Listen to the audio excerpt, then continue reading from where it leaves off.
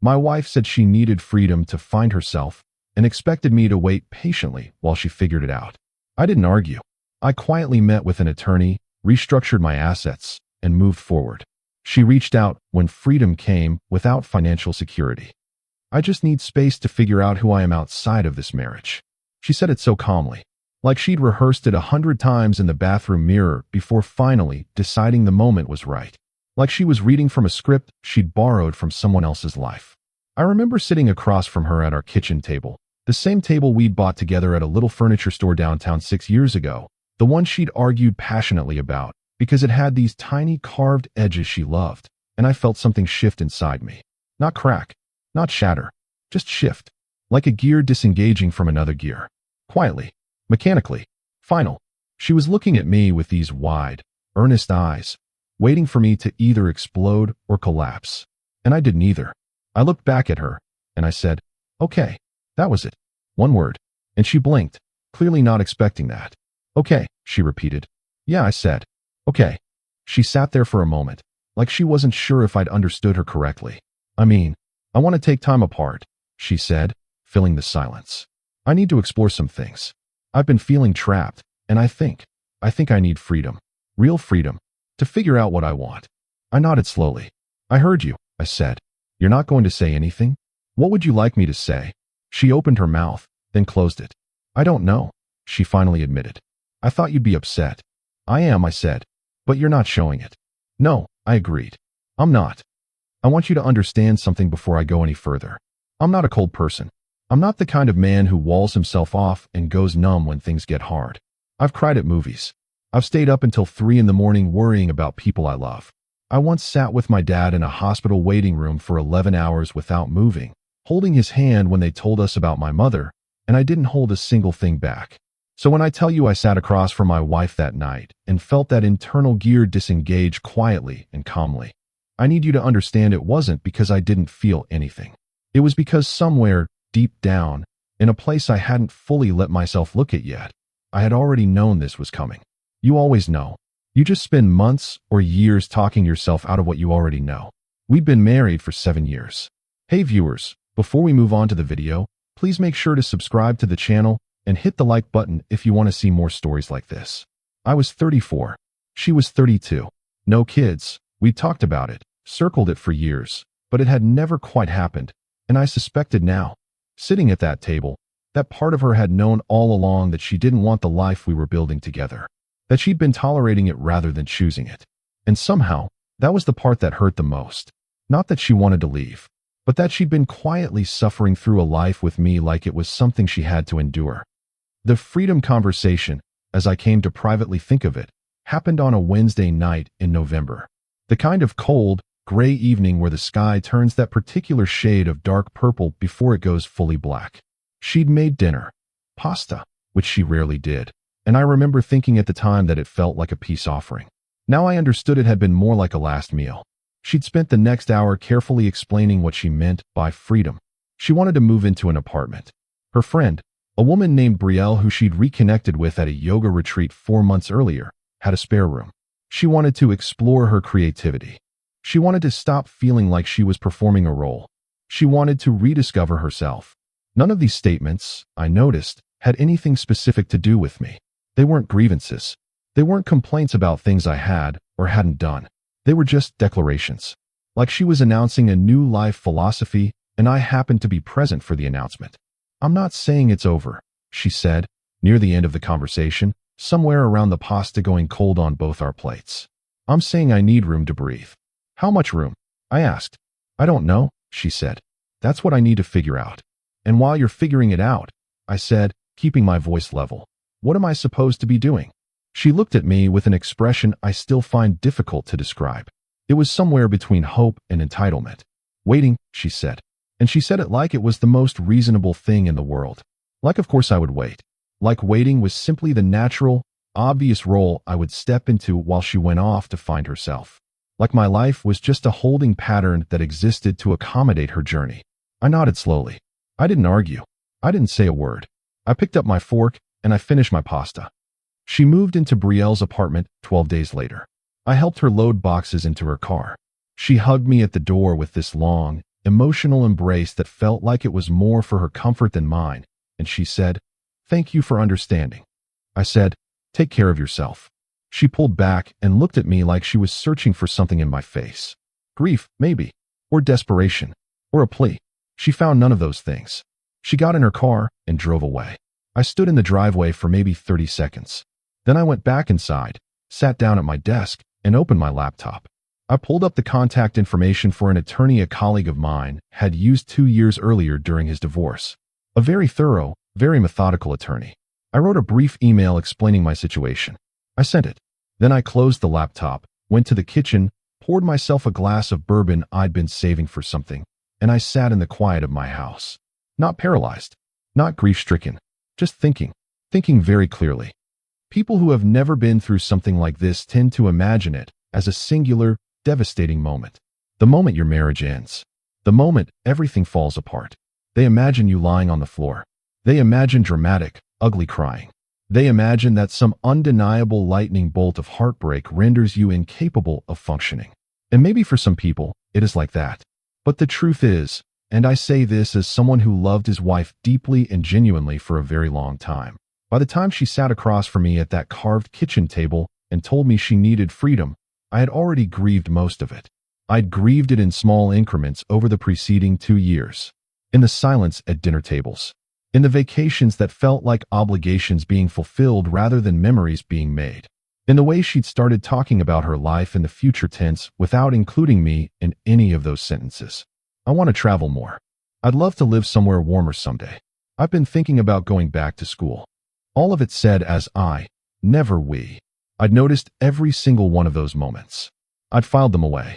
And on some quiet, honest level I'd understood that she was already constructing an exit, piece by piece, before she ever had the vocabulary or the courage to name it out loud. The pasta dinner hadn't blindsided me. It had simply confirmed something I'd already known. Which was why, the morning after she drove away with her boxes, I was dressed, alert, and sitting across from an attorney named Victor Caldwell at 8:30 in the morning. Victor was a precise man. Late 50s, silver-haired, with the kind of calm, methodical energy that I imagine comes from spending decades in rooms with people at their absolute worst. He didn't rush me. He didn't offer platitudes. He just listened, took careful notes, and then laid out the landscape with the kind of clarity I found genuinely bracing. "You said she described this as a separation, not a formal request for divorce," he said. "That's correct. And there's been no paperwork filed." "No. Then technically," he said, looking at me steadily, "you still have considerable flexibility in terms of how your financial picture is organized before any proceedings begin." He paused. "I want to be clear that everything I suggest will be fully legal and fully documented," he said. "Nothing here is about hiding assets. It's about structuring them intelligently within your rights before any division occurs." "I understand," I said. "You own your business outright." "Yes." "How long has it been operational?" 9 years. "And your wife's involvement in it?" "None, practically speaking. She's listed on some early documentation as a co-signer from before we were married, but she's never worked in it, never contributed capital, never been involved in operations." Victor wrote something down. "That early documentation is worth reviewing carefully," he said. "I had a feeling you'd say that." "You were right to come in early," he said.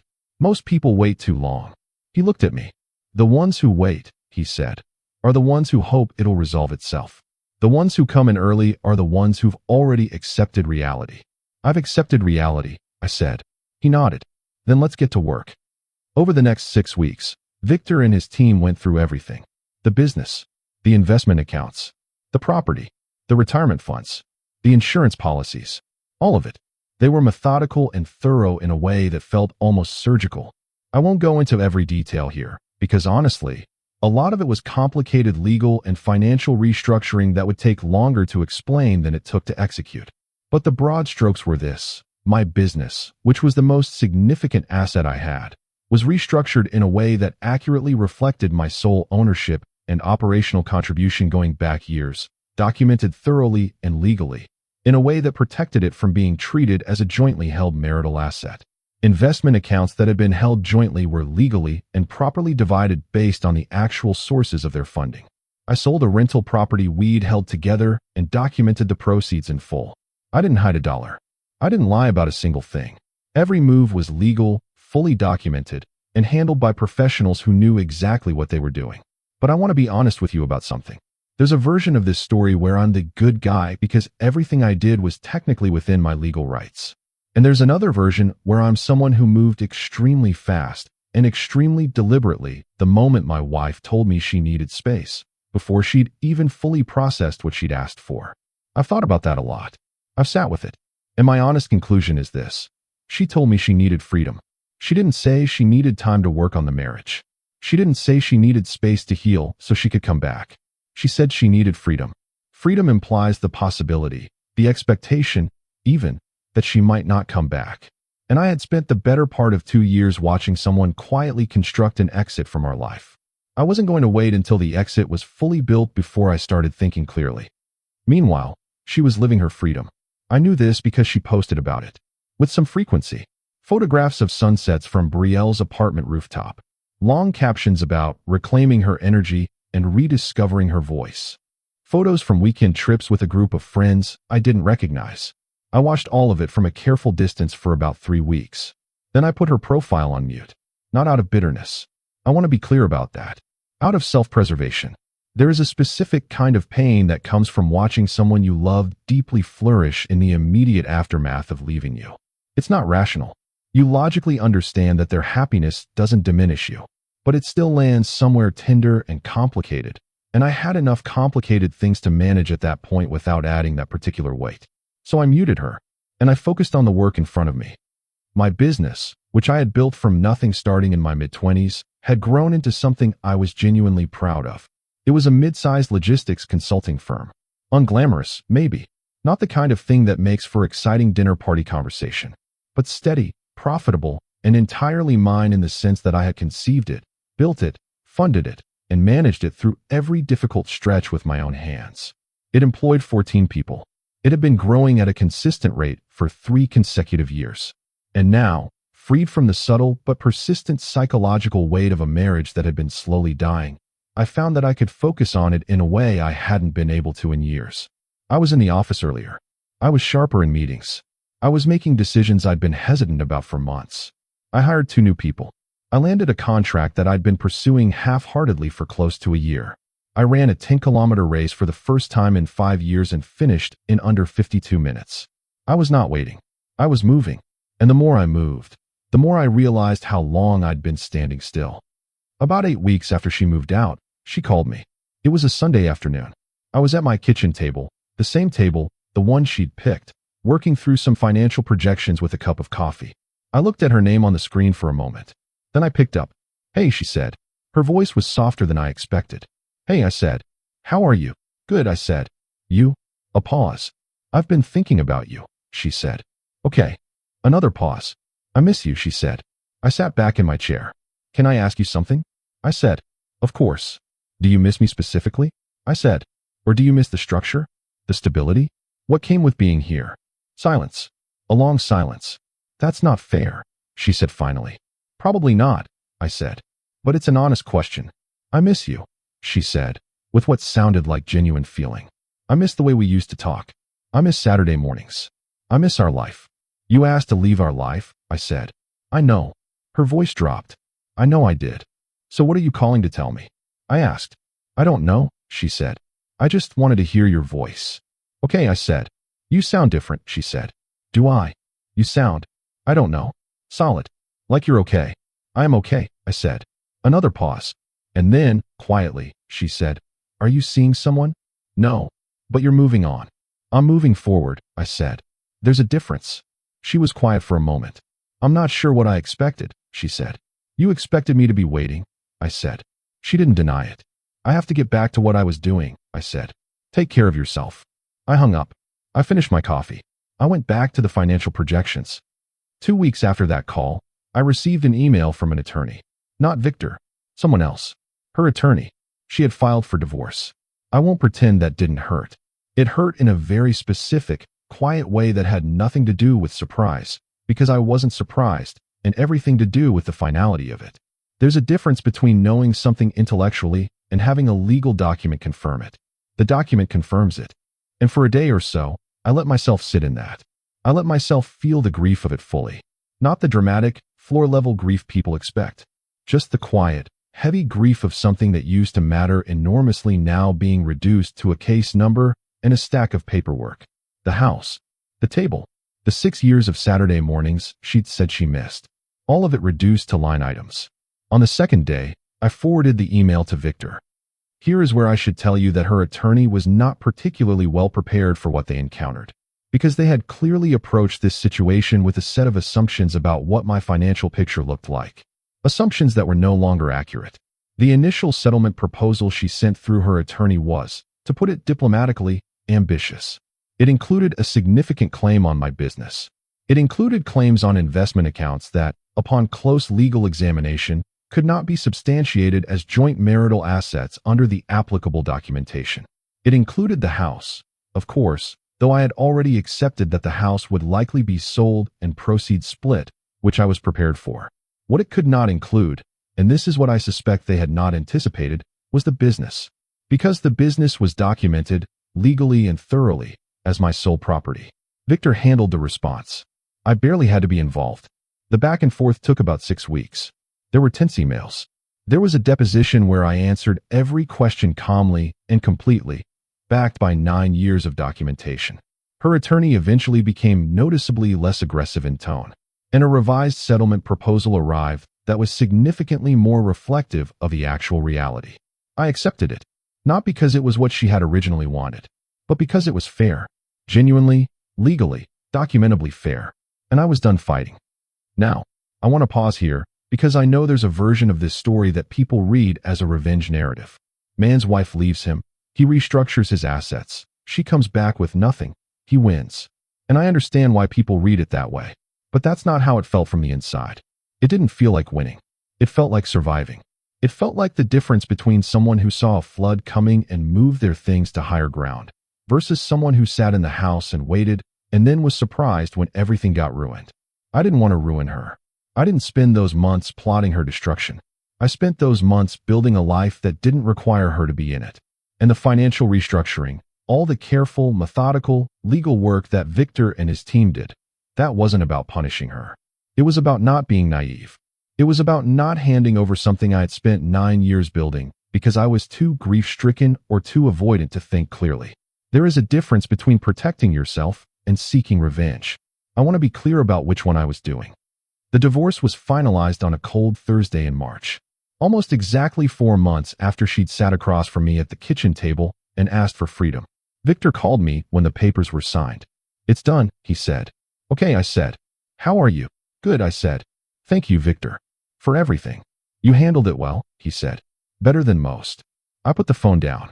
I looked around my office. The quiet hum of the building. The city visible through the window. My life in progress. I took a breath, and I got back to work. The house sold 3 months after the divorce was finalized. I let her take the carved kitchen table. I had mixed feelings about that, honestly. Not because I wanted it. I didn't, particularly. But because for a long time, that table had been a symbol for me of something. The beginning of something. 2 people standing in a furniture store, arguing happily about carved wooden edges. When the movers came and took it, I stood in the empty kitchen and looked at the space where it had been. And I felt something that was neither grief nor relief. Just a kind of hollow quiet. Like the last echo of a sound you've been hearing for years, finally stopping. I bought a new table. Smaller. Just right for 1 person, or 2, or a few friends. No carved edges. I moved into a new place about a mile from where we'd lived. A clean, bright apartment on the 4th floor with big windows that faced east. I woke up every morning to actual sunlight. I hadn't realized how much the old house, with its north-facing bedroom, had been starting every day in shadow. I hired someone to help me set it up, a friend of a colleague who did interior design, a woman named Petra who had strong opinions about textiles and seemed genuinely appalled by my instinct to just buy whatever looked functional. Petra made me buy curtains I didn't think I needed. She was right. The apartment was better with them. I started cooking properly for the first time in years. Not elaborate things. I'm not that kind of person, but actual food, made from actual ingredients, eaten at my actual table. I started reading again. I'd had a stack of books on my nightstand for over 2 years that I'd never opened. I worked through half of them in the first 2 months after the divorce. I got back into running. I called my father more often. I had some friends over for dinner. People I'd let drift a bit during the marriage, without quite realizing I'd done it. The way you sometimes let other relationships quietly atrophy when you're pouring most of your relational energy into one person. I rebuilt those friendships. Slowly, carefully, genuinely. My business had its best quarter in 4 years. I hired 2 more people. I started planning an expansion I'd been too hesitant to pursue for the better part of 18 months. My life, which she had apparently been making smaller without either of us fully acknowledging it, was becoming larger again. And then, about 9 months after the divorce was finalized, she called. Not a soft Sunday afternoon call this time. This was a Tuesday evening. I'd just gotten back from a run. I was still in my workout clothes, standing in my kitchen with a glass of water, when her name appeared on the screen. I stood there for a moment, genuinely unsure whether to answer. I answered. "Hey," she said. She sounded tired. Not the kind of tired that comes from a good, full day. The other kind. "Hey," I said. "What's going on?" A pause. "Can I ask you something?" she said. "Sure. How is everything? With you? With the business?" "Good," I said. "Things are going well." "I saw the announcement online," she said. "About the expansion." "Yeah," I said. "That's exciting," she said, and her voice had a complicated quality I recognized. Something layered. Something that sounded like it wanted to be happiness for me, but was tangled up with something else. "How are things with you?" I asked. A long pause. It's been a complicated few months," she said. "What happened?" She exhaled. "Brielle's apartment situation changed," she said. "She's moving in with someone, so I had to find my own place. And it's more expensive than I thought. And the freelance stuff hasn't really come together the way I hoped." She paused. "I've been struggling," she said. I was quiet for a moment. I heard the words. I heard everything underneath them. I felt something. Not satisfaction. I want to be clear about that. Not any kind of satisfaction, but a very calm, very sober clarity. The kind that comes from having already seen a thing coming. "I'm sorry to hear that," I said. "I was wondering," she said, slowly, carefully, "if maybe we could talk. About things." "What kind of things?" "I don't know," she said. "About where we are? What happened? Whether there's anything there still." I leaned against the counter. "Can I ask you something?" I said. "Of course. And I'm asking this because I genuinely want to understand, not because I'm trying to be harsh," I said. "Is this call about me, or is this call about the situation you're in right now?" Silence. A very long silence. "That's not fair," she said. "I'm not trying to be unfair," I said. "I'm trying to be honest. Because I think honesty is the only thing that's useful here." "I've been thinking about you," she said. "Have you?" "Yes." "For how long?" Another pause. Since things got harder," she said. And I heard her hear herself say it. And I think she understood, in that moment, that she'd answered my question without meaning to. "I'm glad you're reaching out," I said. "But I want you to hear something from me. And I want you to hear it clearly." "Okay," she said. "What we had was real," I said. "And for a long time, it was good. And I cared about you very much. I still do. In the way you care about someone who was once the most important person in your life." A breath. "But you told me you needed freedom," I said. "And I gave it to you. And I meant it. I wasn't holding space for a version of you that might come back once freedom turned out to be harder than expected. I wasn't waiting. I was moving. And I've moved." "To someone else?" she asked. "To myself," I said. "To my life." Silence. "I've changed," she said. "I believe you," I said. "I'm not sure I knew what I was asking for," she said. "I think I had this idea of what freedom would feel like, and it didn't match the reality." "That happens," I said. "Genuinely. That happens to people. And I don't think less of you for it. But I built something in the time you were away," I said. "I built a life that works. A life I'm proud of. And I'm not going to dismantle it because yours didn't come together the way you expected." She was very quiet. "So that's it," she said. "We're just done. We were done when you asked me to wait in place while you decided whether you wanted to come back," I said. I was just the last one to say it out loud. She didn't say anything for a long time. When she finally spoke, her voice was very small. "I thought you'd fight for me," she said. And there it was. The real thing underneath all of it. The expectation that had been there from the beginning. That I would be the one to panic. That I would be the one to chase. That she could walk toward freedom and I would follow, arms outstretched. And that my need for her would be the tether that kept her options open even as she explored others. "I know," I said. "I know that's what you expected. Why didn't you?" I thought about that. Honestly. Because fighting for someone who asked to be free, I said slowly, isn't love. It's just fear wearing love's clothes. A long silence. I'm sorry, she said. And she meant it. I could tell she meant it. I know, I said. Me too. We said goodbye, and I put the phone down. I stood in my kitchen for a while, looked out the east-facing windows. The city was lit up in that particular way it gets on clear autumn evenings, all gold and amber and deep blue in the sky above the buildings. I thought about the version of myself that had sat at that carved kitchen table and heard her say she needed freedom. The version who had felt that gear disengage, who had made a quiet, calm, private decision in that moment, who had met with Victor the very next day and begun the careful, methodical work of protecting what he'd built. That version of me hadn't been cold. He hadn't been cruel. He'd simply been clear. Clear in a way that the months and years of slow erosion had eventually made necessary. You don't get to ask for freedom and then be surprised when the person you left uses their own freedom to build a life without you. You don't get to construct an exit, piece by piece, sentence by sentence, I instead of we by I instead of we, and then expect the person you left behind to remain frozen in the grief of your leaving, ready to be reclaimed when the going gets rough. That's not love either. That's just custody. I want to tell you what the next year looked like, because I think it matters. The expansion I'd been planning launched in the spring. It went well. Better than my most optimistic projections, actually. I brought on a new partner, a guy named Owen, who I'd known peripherally in the industry for years, smart and steady, and exactly the kind of person I'd always wanted to build something with. We worked well together. The business grew. I traveled more than I had in years, not to find myself, not to escape anything, just because there were places I'd always wanted to see, and I was finally in the headspace to actually enjoy them rather than being half present while worrying about things I'd left behind. I spent a week in Portugal in the spring, 2 weeks in Japan in the fall, long weekends in places close to home that I'd somehow never gotten to. I was genuinely, uncomplicatedly happy in a way I'd almost forgotten was possible. And I want to be very honest about something here, because I think it's the most important part of this whole story. The happiness wasn't about what I'd avoided. It wasn't about walking away with more financial assets than she'd hoped to claim. It wasn't about proving something or winning something. It was simpler than that.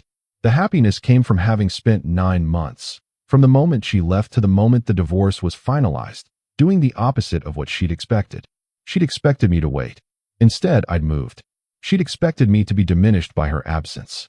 Instead, I'd grown. She'd expected that my need for her would outlast my sense of self. Instead, I discovered, somewhat to my own surprise, that my sense of self had been there the whole time, just quietly waiting for room to breathe. There's a colleague of mine who knew about the whole situation, a man named Derek who'd been a close friend for about a decade and had watched the marriage from a careful distance. About a year after the divorce was finalized, we were out for drinks, and he said something that I've been turning over in my mind ever since. He said, "You know what I noticed about you back then? Right after she left? You never talked about it. You never complained. You just worked, quietly worked." And I remember thinking, either he's completely fine, which seemed unlikely, or he's doing something, and I could never figure out which one it was. "It was both," I said. He nodded like that made sense. "The people who blow up," he said, "the ones who rage and fall apart and make it a whole public thing, they never seem to actually move on, you know? But the people who go quiet and get deliberate about it," he shook his head, "those are the ones who actually come out the other side differently." "I'm not sure I came out differently," I said. "No, I think I came out more like myself," I said. Like a version of myself that the marriage had been slowly sanding down, and I didn't even realize it until I had space to see it. Derek looked at me. "Did she ever contact you again?" he asked. "After that last call?" "Once," I said. "About 3 months ago. A short text. Just said she hoped I was doing well. And I wrote back," I said. "Said I was. Wished her the same. That's it. That's it." He nodded slowly. "Any part of you regret it?" he said. "The whole thing. How it went?" I thought about that honestly. "I regret that it went the way it went," I said. "I regret that we spent 2 years in a marriage that she was slowly checking out of while I was trying to hold it together without fully acknowledging what was happening. I regret that we never had a real conversation about it, a direct, honest conversation, until that Wednesday night with the pasta going cold on our plates. But I don't regret the decisions I made once it was clear where things were going," I said. "I made them with a clear head. I made them legally, ethically, and honestly. And I made them because nobody else was going to." Derek raised his glass. I raised mine. "To moving forward," he said. To moving forward, I said, the last thing I want to say is this. I've told you this story as honestly as I know how to tell it. And I know that honesty, in a story like this, doesn't make everything clean. I was not a perfect husband. I made mistakes in the marriage, small ones and possibly larger ones that I've spent a lot of time examining. I'm not claiming I did everything right before that Wednesday night. She wasn't wrong that something had gone stale between us. She wasn't wrong that we'd both been performing a version of a life rather than actually living one. Where I think she was wrong, deeply, fundamentally wrong, was in the expectation that her desire for freedom entitled her to a standing offer, that she could leave and explore and experiment, and that I would remain in place, financially and emotionally, ready to receive her if she decided to come back. That I was a base she could return to when the adventure ran out. That my feelings and my future and my financial security were secondary considerations to her process of self-discovery. That I owed her patience she had not asked for, had not even discussed, simply because we had once promised each other a future. Commitment doesn't mean accepting an indefinite suspension of your own life while someone else decides whether they want you.